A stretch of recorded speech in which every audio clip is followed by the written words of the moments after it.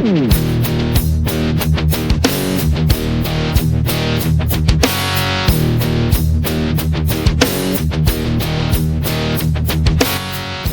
wrestling fans, and welcome to another edition of Talmbout Rasslin, right here on the Black Phoenix Network. I'm your host, the untouchable J.R. Atkins, and this is your primary destination for wrestling conversation. Welcome to another edition, a late edition, because it's still going up on Saturday. It's Saturday. So welcome to a late edition of Talking About Wrestling right here on the Black Fitness Network. As I said before, I'm your host, the untouchable J.R. Atkins. You can see that right here. Thank you for tuning in, as I always say, week after week after week. Thank you for tuning in to this edition. Thank you for tuning in to the Black Fitness Network. Everybody that takes the time to check me out here on Substack, takes the time to check me out on YouTube, Spotify. Those who haven't checked me out yet, if this is your first time, thank you for coming. If you're not here, and in that case, I don't know how I would be talking to you, but just hear me out. Thank you. Show up earlier next time. Let's do that. If you got friends who love wrestling podcasts, send them here. If you want to be on the podcast, hit me up. Because eventually I love to talk to somebody. Like, I'm kind of just talking to myself, even though I'm talking to you. I'm talking to myself. Love to have some back and forth, because I'm not always right. And I love to hear other wrestling perspectives, as long as they're like not weird. So there's that. So again, thank you for tuning in. Again, if you're new here, make sure you like, share, subscribe. If you check me out here on Substack, whether you check me out here on YouTube, wherever it is that you have managed to check me out, here on the Black Fitness Network, here on the Talk About Wrestling podcast, thank you. Like, share, subscribe, leave a rating, review, do all the things, and tell somebody. Still trying to get those numbers up. Still have the goal of reaching 50 subscribers here on Substack by the end of the year. We are almost halfway there. It is May. So kind of, hey, we got to do what we got to do here. But again, thanks so much for being here. Before we start, it's time for what you came to see. It's time for the shirt of the day.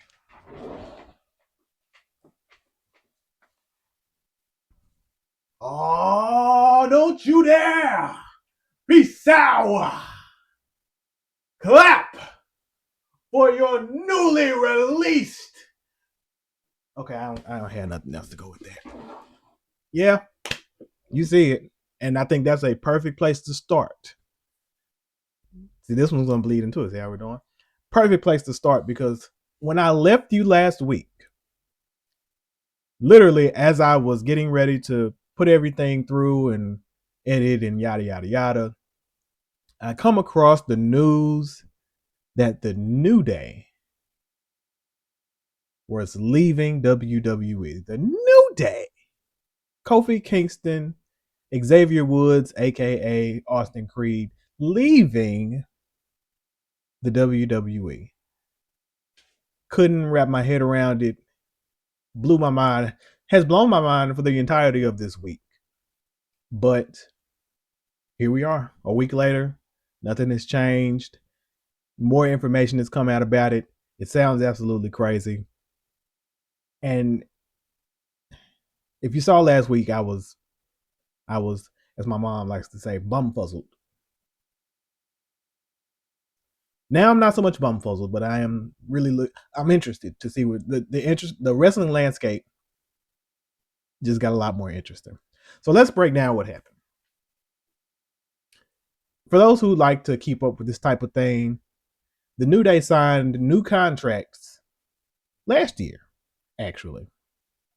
I think they signed 5-year contracts for 7 figures, if I'm not mistaken. Or at least multi-year deals. They were locked in. And I definitely want to say it was 5 years. I think that's what I remember hearing then. And I think I've seen that since this whole thing has happened now. So they signed 5-year deals with TKO, WWE, last year.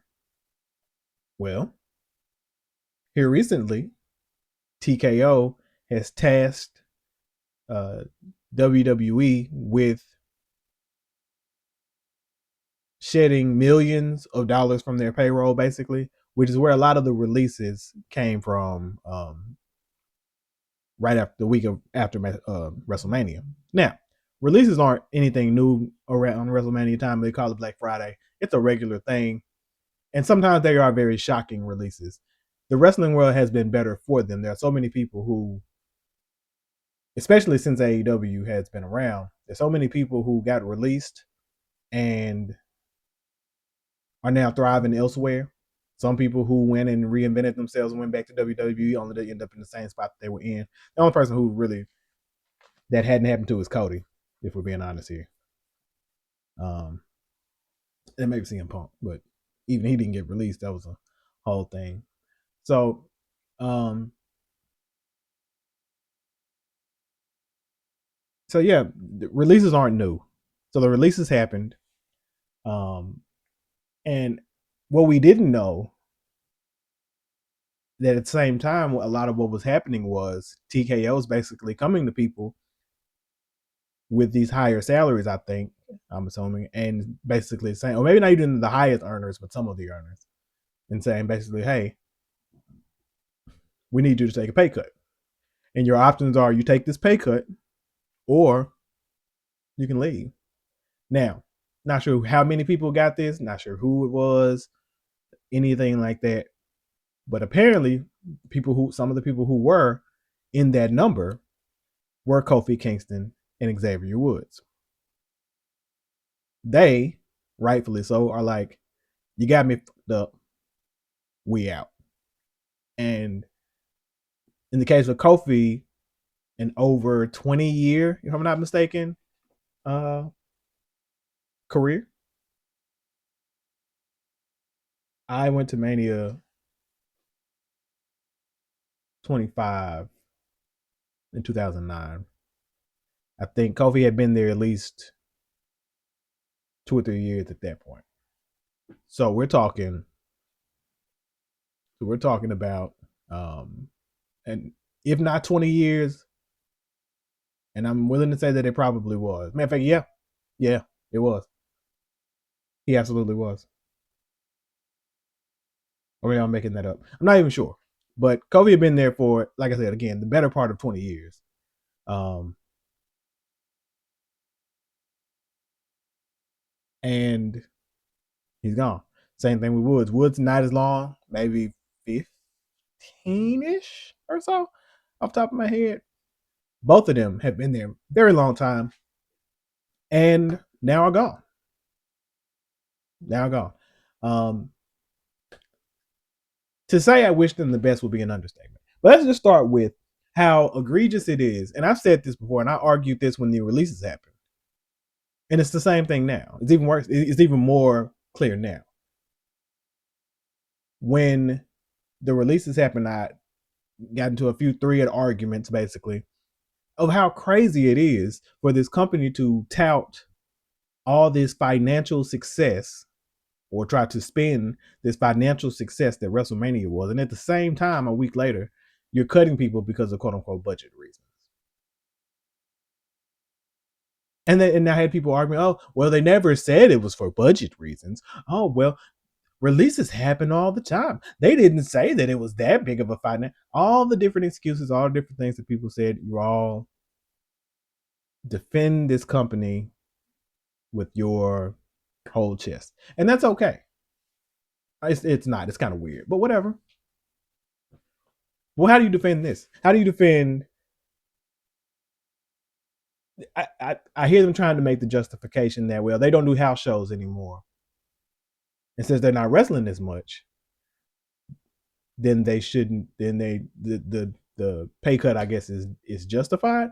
But they weren't doing house shows last year. That's not new. So what changed? What are we trying to accomplish here? That um, that we what are we doing different that we weren't doing before? So whatever the reasoning is, and I don't know who else they went to for these pay cuts and who took them and who didn't, but I don't know who took them and who didn't. What I do know is suggesting that, and I get it. They're they've done just about everything you can do at WWE. They're not like that heavily featured on TV anymore. All these different things. They're not like the big merch sellers that they used to be. There's a lot to that. But to basically disrespect one of your veterans, a couple of veterans, really, like that, that is disrespectful. It's disrespectful. Not even. First of all, we just signed a contract last year, and in less than a year later or so, you're trying to come to me and basically undercut that either by a pay cut or maybe some less years or whatever. Yeah, I'm out. After all I've done for this, man, get out. Yeah, I'm out of here. And this has caused a lot of people to really rail against TKO, really. The other part of this is apparently a lot of streamers and content creators whose main content is basically commenting on WWE TV are either getting their pages taken down, some kind of copyright strike, something like that, where you know they're losing basically their entire platform because TKO basically taking them down, while at the same time using their content for their shows. So there's a lot happening with TKO. But here's the thing: WWE has been nasty for a minute. It didn't just start with TKO. It didn't just start with Vince being nasty. It was nasty before. It was nasty in different ways before. That place has been problematic for a very, very long time. Probably since its existence, if we're being honest. You know. But this kind of stuff that we're talking about now, once it became like publicly traded, a lot changed. These are the types of things that you tend to get. So it's not that the pay cut thing seems a little strange. But hey, let's listen to me. Listen. A lot of that is the money thing was how we got the Montreal screw job. So, a lot of these things that have happened, again, this company's nasty. And that's why we got a lot of the things that we have in our wrestling Rubicon is because this company is nasty. The reason AEW basically exists, maybe not the direct reason, but the reason it's so successful is because this company is nasty. They release people. You can't sign all the wrestlers in the world anyway, and they'll try. And they were perfectly content signing who they were going to sign, and then the rest fall to the wayside. Then you can go down to TNA, make a little money. They got a TV deal. You can go down. Right now, we are very, very blessed to have a lot of things. So for all the people who hate AEW for existing, I guess is the thing, or maybe not doing wrestling the right way, or whatever the case may be. Hey, you owe AEW a debt of gratitude because this company with no competition would have never gotten better. We probably never would have gotten Cody growing to the lengths that he grew to come back and like AEW has changed wrestling. Period. So that's where we are now. And again, WWE has been WWE for a very long time. There's nothing new under the sun, so the stuff they're doing ain't really that new. It's been nasty. It's been nasty. TKO just makes it worse because they have managed to make people say we need Vince McMahon back. Like that is the key, and it's not. The key would have been letting Triple H, Vince handing things over to Triple H and whoever else stepping back and letting it run. The pettiness of Vince was like, nope. If I can't run it, if I can't run my thing, nobody else is gonna run it in my family. I'll sell it. And that's what he did. They sold it. I 100% believe that's a Vince McMahon petty move because they were squeezing him out. So, um, But TKO has made people say, we want Vince back. No, you don't. You don't want Vince back. You want Triple H to kind of at least, because at least then we could sit in, okay, well, this is whatever Triple H is going to do, good or bad, rise or fall, whatever it is, it's on him. And truth be told, it might still just be on him. You know, I do think TKO has influence, probably a lot of influence, trying to serve a lot of masters, so that's the thing. But you know, Triple H ain't guiltless in this, and a lot of the stuff that we see. There's a lot of backlash about a lot of stuff. No pun intended. About a lot of stuff that's happening. The whole gingerbread man segments on SmackDown have been a point of contention for a lot of people, which I don't really understand why. WWE's always been silly, so this isn't. This is the bridge too far. You know, you clearly weren't here for a lot of, like, apparently there are a lot of new wrestling fans happy this is a thing. And I feel like this has to be like newer wrestling fans to be upset with stuff like the gingerbread man thing, because WWE has done way worse. That was actually fairly entertaining. The gingerbread funeral segment, fairly entertaining. I've seen worse. Lashley's sisters was worse. Katie Vick, a lot worse. Relax. Tranquilo. So, speaking of backlash, let's get this out of the way now, because I'm going to talk about AEW next, and then we'll get out of here, because I'm not even trying to do it that long, because I'm doing it so late, and I want to get this out before Backlash tonight, which is in a few hours, I'm sure. So tonight is Backlash. We have 5 matches on the card. I'm, of course, not watching this because it's on that ESPN thing, and I'm not even going to waste my time. Plus, this card isn't all that. I mean, yeah. We have Seth Rollins versus Braun Breaker. Finally, the match that they were supposed to have at WrestleMania. Seth hadn't done one much since he's been back, so I kind of feel like he should win, but Braun just came back too. So I feel like it should be Braun taking the win. Maybe the way to handle this would be like Seth wins, but Braun like spears him or something. I don't know. I don't know. I don't have no strong prediction there. And again, I'm not watching the show, so it's not one of those big prediction things, but whatever. We got Trick Williams, Sami Zayn, a rematch for the United States Championship, which, of course, Lil Yachty is still in the game. Lil Yachty fits. Don't know why he fits. He fits. Sorry. Trick will be fine. I've seen worse. Trick will be fine. And Trick's probably going to get the dub here. Though Go Home Math would say that Sammy gets the win because Trick stood tall last night, but let's see. We got Io and Asuka finally. This is a little strange without Kyrie because she was kind of the reason for the season. So a lot of the anchor of this feud is gone, basically. And then we've tried to pivot. So now we're just doing the match that we couldn't do at Mania. Whatever. Now Kyrie technically is still under contract. The thing with these releases is like you're not actually like released. There's no real the 90-day complete no compete is not really a no compete as much as it's like you're just still under contract, really.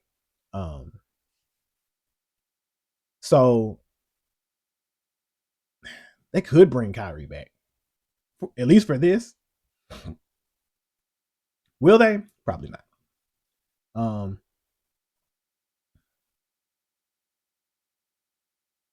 Maybe Io needs to get, from what I'm saying, Io needs to get the win here. But it would have been a lot better if you had Kyrie to kind of, again, be the emotional anchor for this entire story. So go figure.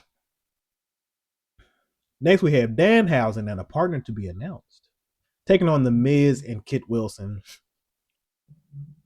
I'm not sure who Danhausen's partner is. I'm sure it will be underwhelming. I'm sure it will be underwhelming. It'll probably like be like Jelly Roll or something, which is even crazier. Um, so that's a Danhausen win, of course. In the main event, this is damn near like a 1 or 2 match card. Really, not really, not really. The only thing that's really silly here is the Danhausen versus Miz and Kid Wilson thing. So everything else is pretty solid. Matches that we should have. Those first 3 matches are matches that we like. Seth Rollins and Braun is what we were supposed to get at Mania. Io Sky versus Asuka with Kyrie one way or the other was probably should have been the thing we got at Mania. Of course, we got Tricky and Sammy at Mania. And going forward, main event is Roman Reigns versus Jacob Fatu. That actually intrigues me, just because they've gone kind of. The bloodline lore is, of course, it's convoluted. Of course, we keep going back to the well with that, but I mean, it sells, so go figure. We got. I mean, it's a Roman win. They're not going, I'm banking on Roman being champion all the way through the summer into SummerSlam, where he drops to Obafemi. If it's anything other than that, I don't know what we're doing. I also think they should squeeze in like a open challenge thing here somewhere, but they're not going to do that because however long this card is going to be, it's going to be half ads anyway. The matches will be longer because it's only 5 of them, but not by a lot. So, but I think Roman and Jacob have the opportunity. I do think that's going to be a really interesting match. If I'm going to tune in for anything, I would want to see that.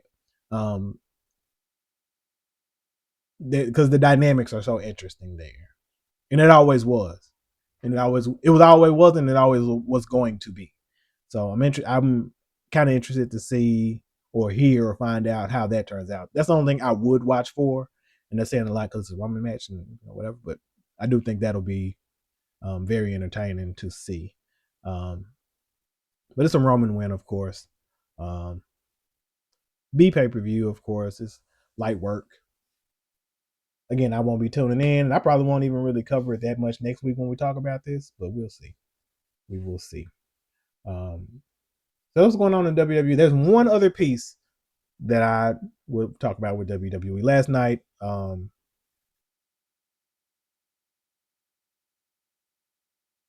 very interesting thing happened. Because the thing that we were talking about for SummerSlam with Brock was, well, Brock retired, but Gunther wants this favor. And most of us all assumed that the favor was, to get Gunther a match with Brock to be the one to retire him.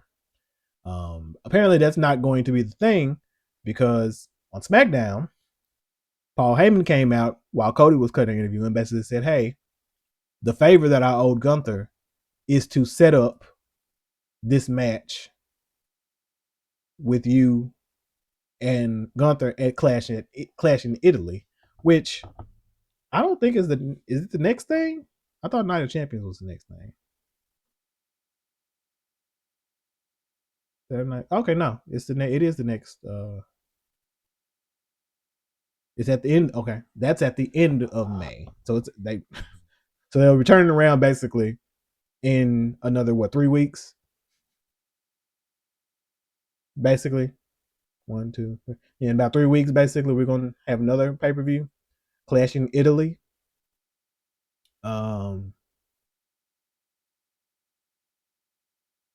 So basically, that's where that match will probably take place. And Paul Heyman basically said, that's the favor. I'm not an advocate for Gunther. He did a favor for me. I owe him a favor in return. This is that favor. So now the favor clause is out. He just used it to set up his world championship match. So that's out. That's interesting. So that doesn't seem to be the thing we're doing. I guess we are actually. I think it's Brock really, which is fine. If now that puts over as the one to basically to have retired Brock in the way that he did, absolutely 100. Yeah, I get why you wouldn't want to. Even if there was the possibility, you wouldn't want to burn that goodwill. Perfectly understand. Um, but from there, Cody kind of goes, basically everybody that you've been associated with leaves you. Brock is gone. Roman doesn't want anything to do with you. Punk is, uh, you know, whatever. I forgot what he said about Punk, but he basically said, "Are you here because you're out of options?" Paul Heyman says, "I don't think I'm the one that's out of options." And he says, "Sooner or later, they all need the wise man." What? And so a lot of people are like, "What did that mean?" And I don't know what it means,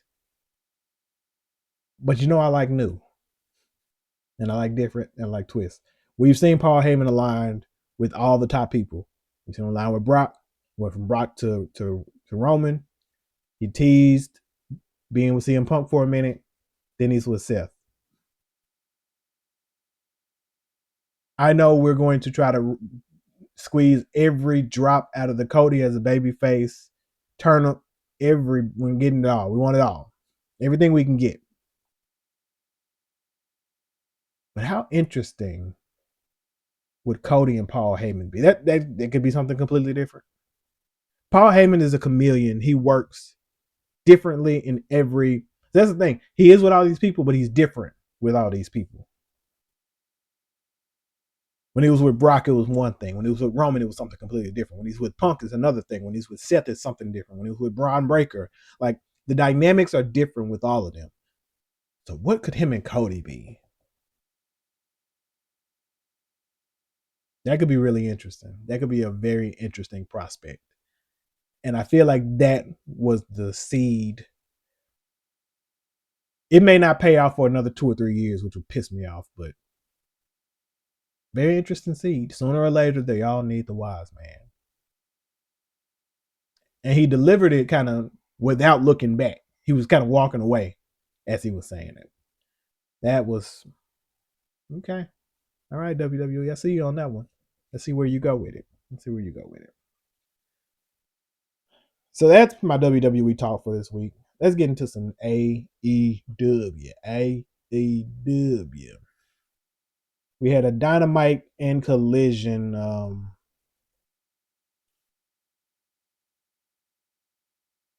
Basically a double header, so to speak, this week.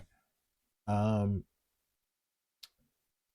only got three matches separate. Okay, we're still. Um, we opened up this week with a tribute to Ted Turner. Of course, Ted Turner passed away Wednesday, I believe it was Tuesday or Wednesday. I think it was. I actually do think it was Wednesday.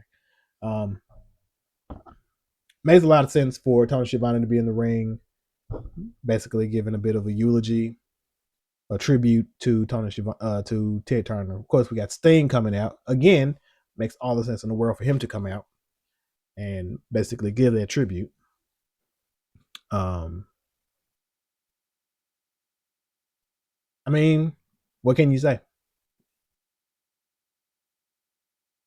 Ted Turner brought the heat, loved wrestling, bought WCW, had WCW basically, and did what it took to beat WWE for that long.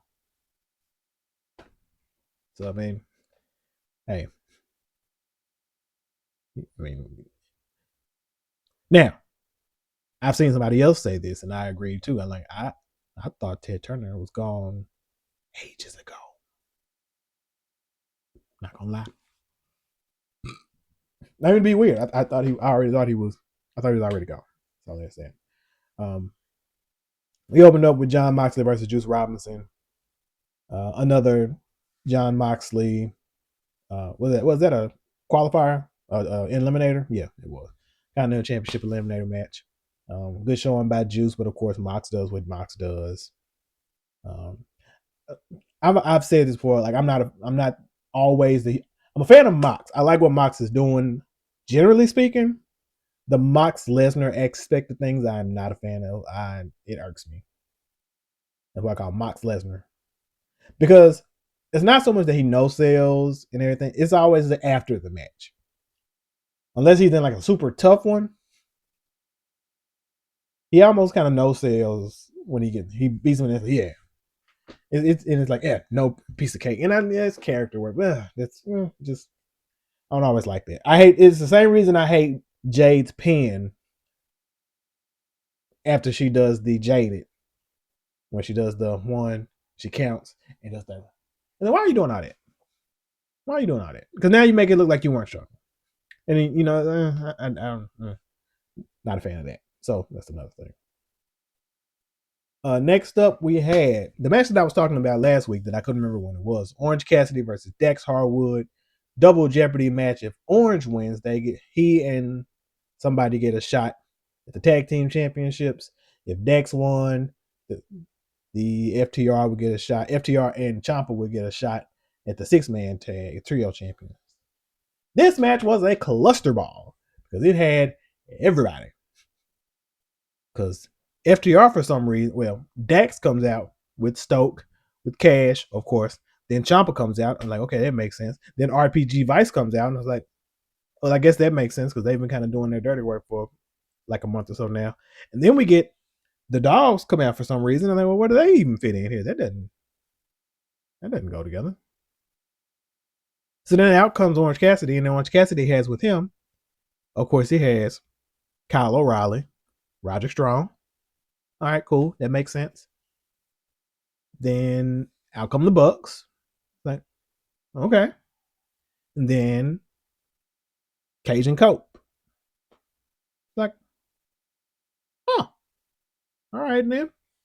And of course, it all breaks down throughout the match. Ultimately, Orange Cassidy is the win. So apparently, he and I would assume Roddy are going to get a shot at the FTR for the tag team championships. I don't think they announced it yet, but that's going to happen. Still was a good match though. Dex always is. It's funny because Dex never wins 1-on-1. I think the only person he may have beat 1-on-1 is Cash. Great wrestling 1-on-1 has a couple of years ago he was in the running for like wrestler of the year. People were giving those kind of nods, but he never wins. Never wins 1-on-1. Next we had Jericho in the ring, basically calling out the demand. The demand comes out, and Ricochet says, "You know what? You want a match? We're gonna do your match, Stadium Stampede." And this is the first time this has been set up this way. Because I don't know if I talked about it last week, but I definitely thought about it. It's like there's probably not going to be a Stadium Stampede match because there's no faction. The only faction that's big enough to be in a Stampede match right now that doesn't have like a whole bunch of injuries or anything like that is like the Death Riders, and they don't have like a in the Don Callis family, but none of them are so embroiled in things that it would lead to a Stadium Stampede. So I was like, so we're probably not going to do one. So now it's going to be. So this is the first time that's like without having the factions, without having the teams, without having a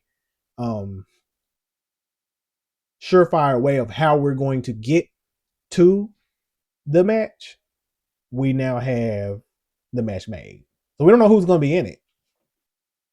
We just know the match is happening. It's the first time I think it's been that.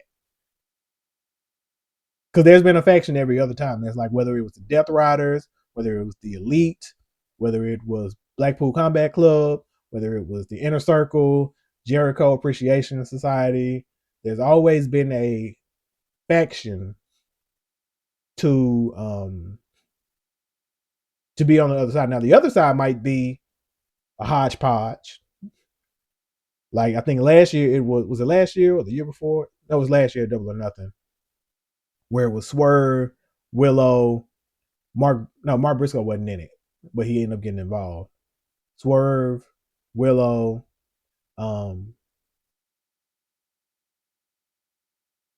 there's a bunch of other people who are blanking right now. Those are two I remember. Kenny Omega, wasn't Hangman, wasn't Will Ospreay. They were in the finals for the Owen. A few other people. I'm wasting time on that. Versus the BC, no, not BCC, Death Riders and the Bucks. So It's always kind of been a thing. Um, so this year we don't know. We know it's gonna be Ricochet and the Man versus Jericho, probably the Hurt Syndicate. Maybe one other guy because I don't know if MVP is gonna be in it. He may or may not. So we'll see. Am I looking forward to it? If you know, I love a clusterfuck type of match. Stadium Stampede, Blood and Guts, Anarchy in the Arena. Those are all my favorite. In AEW, my favorite kind of matches. Love them, love them, love them, love them. Multi-man chaos matches. Run me that. If we were still in the DVD era, and AEW could make me a DVD of like wildest brawls or whatever, give me that. Run me that. I have it right here over in my local collecting thing. So go figure. So anyway, I said Hurt Syndicate. So Hurt Syndicate came out to even up the odds with Jericho as the demand tried to attack. So we'll see. Um, I have to mention the backstage thing with Mina and Cameron, Harley Cameron, because boobs. Moving on. Okada versus Brian Keith, who's apparently not doing. I don't know what he's doing. I'm assuming he's not with Big Bill anymore because Big Bill didn't come out with him. He's not doing braids. He has like, I don't know what's going on with his hair. There must be some Texas shit because he had a Gucci. You had to be all know what a Gucci is. He had a Gucci. What is that? It's like a little ponytail in the things. Weird. Of course, Okada got the win there. We got Joe calling out for Will Ospreay again.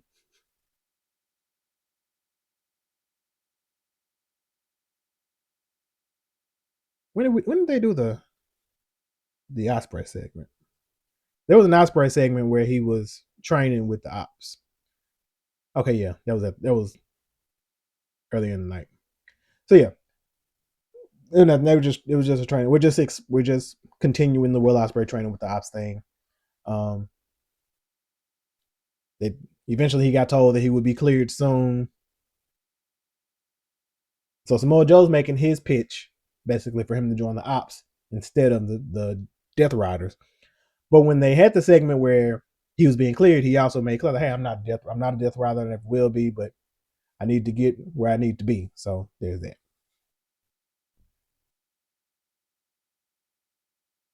We had Sheeta and Stat taking on Mina and Harley. Sheeta and Stat get the win. Very good tag team match, actually. For the most part, there were some miscommunications that I saw here and there, but for the most part, really good match. Harley is very, very, very, very like one of the most improved from the minute I saw her to now. Very much so. Very improved. And of course, our main event of Dynamite was Darby Kevin Knight. Hell of a match, as has been the case um, with Darby for this entire run. And of course, Darby gets the win. But again, really great match. Um, Kevin Knight showing out as he tends to do. Darby being the man. Darby gets the win. Dynamite goes off, Collision opens. MJF comes out, basically says he wants his title match. He wants his rematch. Darby's like, nope, not unless you put something on the line. Ultimately, we get to Darby basically says, I want your hair. Um, Seems a touch anticlimactic, but MJF low key is very vain about his hair. It's not something that gets regularly sold, but considering that we know how it's not just one, like he's come back several times with like hair plugs basically, or hair something with a different hair. That receding hairline is a thing. So he comes back, he'll leave for a minute, he'll come back with this full head of hair. He's done it several times. So clearly he cares about the hair. So to throw out, shaving his head, I think does hold some weight. Very interesting thing. Seems a little strange. Seems like a strange thing to say he wants, but we'll see. Um,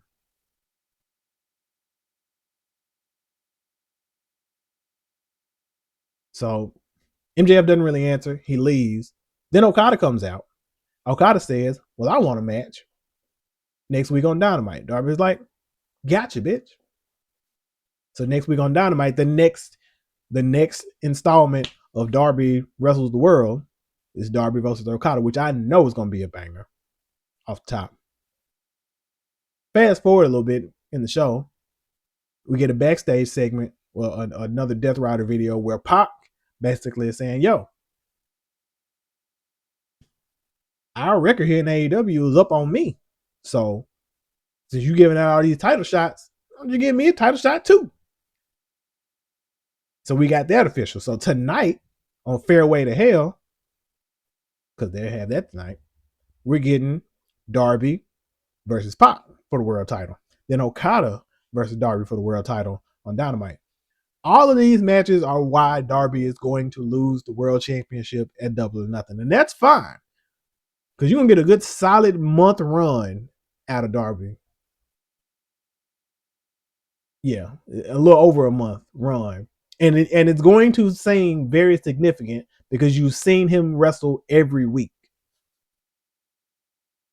Because there's a thing like there's some time records, and then there's like how many defenses did you have of this title? He's going to have some of the most defenses of most of these champions, if he's not already there. In the last 3 weeks, it's been who? It was Ciampa, Brody, now Kevin Knight, Pac, Okada. Who knows who's after that?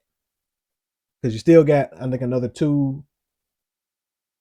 like 2 weeks. When is Double or Nothing? On the 23rd? Is it next weekend?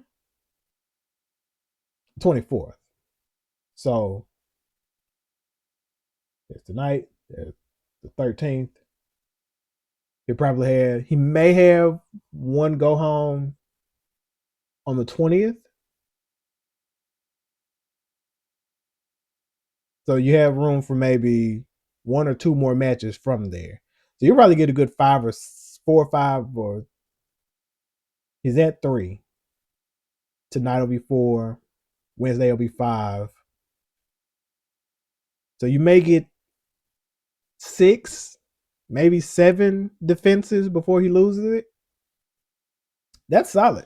That's a solid reign because there are some champions who haven't had that. MJF as champion may not have had 5 this run. He's been champion since December. There was like Brody, Kenny Omega, Hangman. I don't even know if there may have been somebody else. And that's in the span of, like I said, from December to April. So it's going to be significant just because of where, where and what it is. So Collision, we got some good matches. Speedball, Mike Bailey versus AR Fox. Of course, Speedball got the win. Jamie Hayter, Sky Blue. Jamie Hayter gets the win. I guess we're setting up Jamie Hayter to go against Tekla again. Maybe. Roosh versus a jobber. Roosh gets the win. We're doing this. Again, I don't know where we're going with the push for Roosh. Apparently, we're going somewhere. And then, of course, Tony Khan, when he likes something, he will keep running it over and over and over. Because these 10-man tags that the Bucks have been a part of for the last, month. Bucks in the Bang. This week was Bucks in the Bang Bang Gang versus Death Riders and the Dogs. Like, Death Riders and the Dogs versus the Bucks and insert team here, or I think it was the Dogs and Death Riders versus Top Flight and the Rascals. Like, we're just cycling in. We're gonna do a 10-man division in a minute. It feels like. So that's an interesting thing. When Tony likes something, he will run it until he can't anymore. He does that. He gets in those moods where that's the thing. And I think there was already another one announced before the show was over. So go figure. At some point in the night, we got a promo from Swerve, basically mentioning why he was going after Bandito. Bandito basically saying, "Hey, you want smoke? I got smoke." So None of those matches have been made official for Double or Nothing. The only thing we have on lock right now still is Okada and Takeshita, FTR versus Cage and Cope in the Not Quit match, and the Stadium Stampede match, and we don't even know who's going to be in that yet. So for this card to be several weeks away, it is kind of like, but it's not the first time. AEW does have a habit of like not announcing the card until like a week or two before. Like you may have a couple of matches, but some of the more high profile things you would think that you would announce have not been announced. I can tell this match probably hangs on. These three matches that they named are like probably the three main matches. Okada Takeshita is a match that they have teased basically for the better part of damn near a year. So ideally, this should be the blow off because Okada does have a win over Takeshita from the Continental Classic, but it was kind of a fluke. This really should have been for the Unified Championship. I don't know why we even bothered with some of that nonsense, but whatever. So this probably should be the blow off, and I think Takeshita wins, of course. We finally see Okada beltless in AEW, and then we kind of go from there. Of course, the I Quit match is going to be high profile. That's going to be a big one that you can kind of hang this on. Stadium Stampede is always a fun time. I think those are like the three kind of main events without being the main event. Because I think the main event obviously will be Darby and MJF. But those I think are the three matches that you're going to like hang your hat on. And like I said, we're probably going to get Swerve and Bandito as well. So that's about 5 matches that you can count off the top of your head. Don't know what we're going to do with the women because none of them really have a clear direction right now. Tekla still kind of just a menace. Willow's kind of still doing her, comeback killer thing. Divine Dominion is just dominating people left and right. So I'm not sure where we're going with any of the women's titles for that, but interesting place here. So again, Ospreay doesn't have a match. He doesn't have like a clear thing set just yet. I wonder, are they going to start the Owen at Double or Nothing? Because last year we were at the finals for Double or Nothing. So maybe we're going to do it later this year to time.